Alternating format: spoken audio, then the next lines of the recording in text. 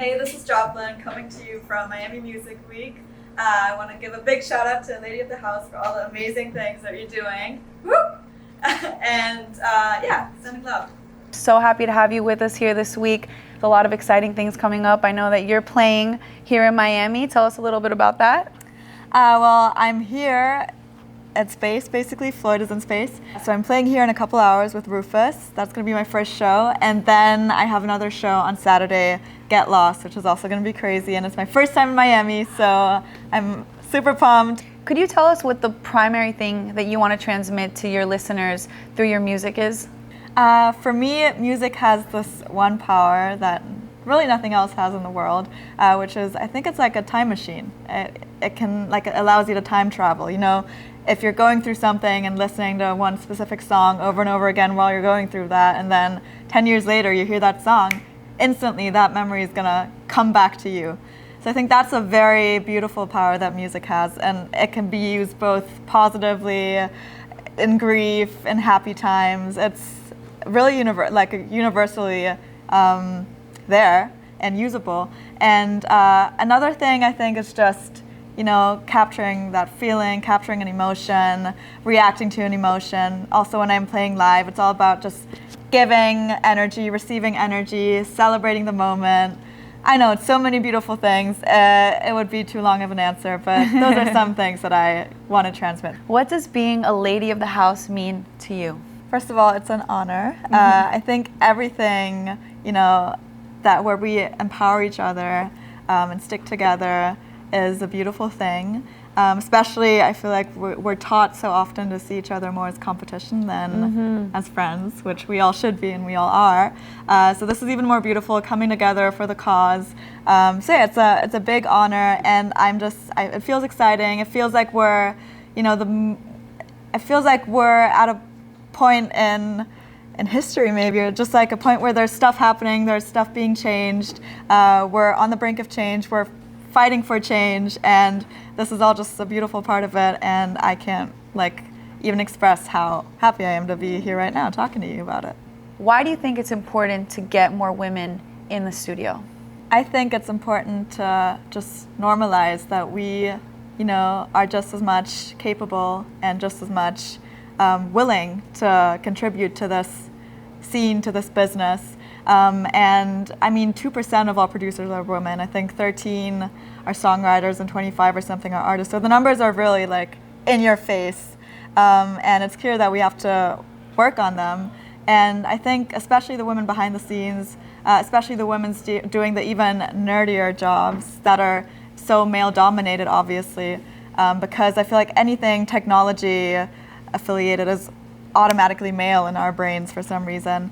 I feel like just like making that more accessible, welcoming everyone in, and like also building these safe spaces in a studio environment or in any environment where it's happening, you know, where these things are being created, these things meaning media, music, art, whatever. That's important. And what's a good way to get more women in the studio? I think just representation is everything. So I think doing what you're doing as a woman working in the studio is, you know, radiating that and talking about it and inviting, you know, other women or other marginalized communities or even just other people into that space with you. You know, the beautiful thing about art is once you share, it doesn't get smaller, it gets bigger.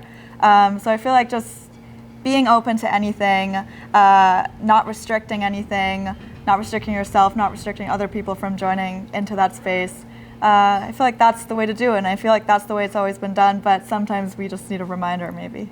Why is it important to you to have women to look up to in the industry? Well, first of all, like a very personal answer to this is that probably I only started because I had powerful women that I looked up to in the industry. When I was growing up, we only listened to Sade at the house. Björk has always been like a very big inspiration for me. Then actually my first real song I wrote after going to see Lorde in Berlin, and she was like only a couple years older than I was, so I really saw myself in her while she was doing her thing.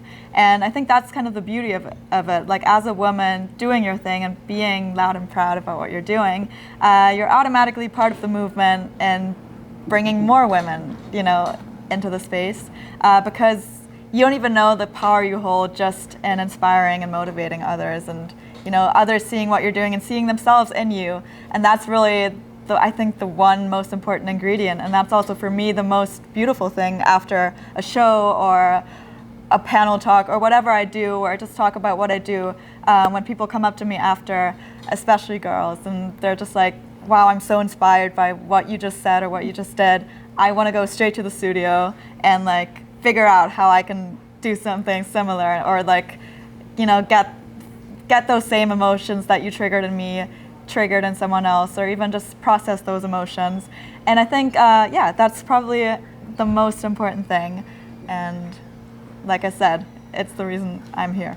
What advice do you have for any independent artists out there watching right now?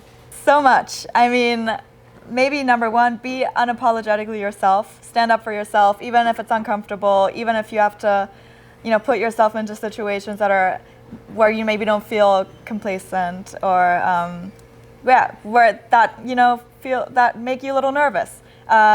It's those moments that really count, where you have to do what you do and just let everyone know.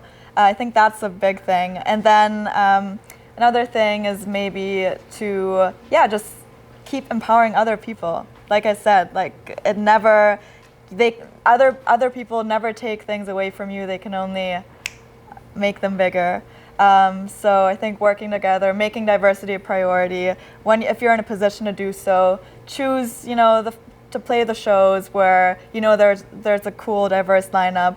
To go with the agency or the label that have a diverse roster. Like, everything's so transparent nowadays, so you can really support the people that have the same goals as you do, and that you hold so much power in that.